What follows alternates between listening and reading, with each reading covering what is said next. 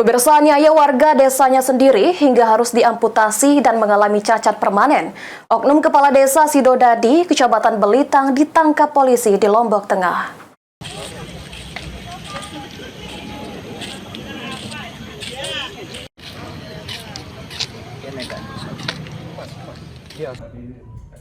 JP, oknum Kepala Desa Sidodadi, hanya dapat tertunduk lesu saat digiring ke ruang konferensi pers Polres Oku Timur.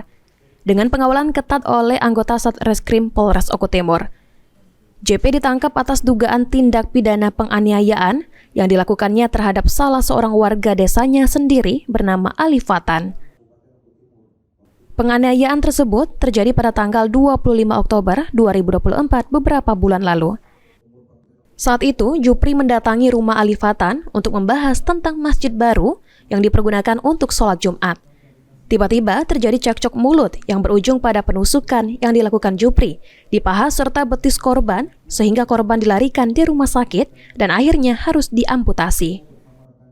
Kronologis kejadian pada hari Jumat tanggal 25 Oktober 2024 sekira pukul 12.50 waktu Indonesia Barat telah terjadi tindak penganiayaan berat sebagaimana dimaksud pasal 351 ayat 2 KUHP pidana.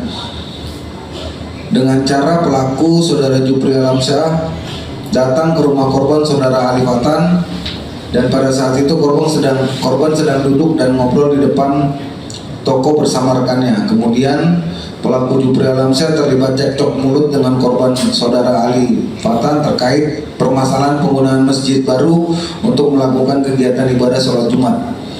Dikarenakan pelaku tidak senang dan emosi dengan korban, sehingga pada saat itu pelaku saudara Jupri Alamsyah langsung mencabut satu bilas senjata tajam jenis pisau yang dibawanya, dan dengan senjata tajam tersebut digunakan oleh pelaku untuk menusuk korban ke arah perut, akan tetapi berhasil ditepis. Kemudian pelaku kembali menusuk korban ke arah kaki kiri, tepatnya di bagian paha dan betis, sehingga korban mengalami luka tusuk di bagian paha dan betis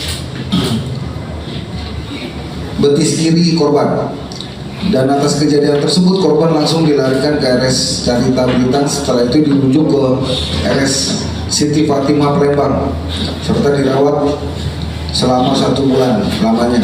Akibat dari penganiayaan tersebut, kaki korban diamputasi di bagian sebelah kiri dan mengalami cacat permanen. Sang oknum Kades Sidodadi akhirnya berhasil ditangkap oleh anggota Satreskrim Polres Oku Timur dalam pelariannya di Kabupaten Lombok Tengah, Provinsi Nusa Tenggara Barat.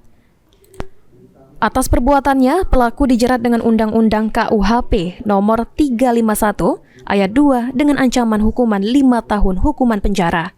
Elvandri Jeffreyadi, PAL TV.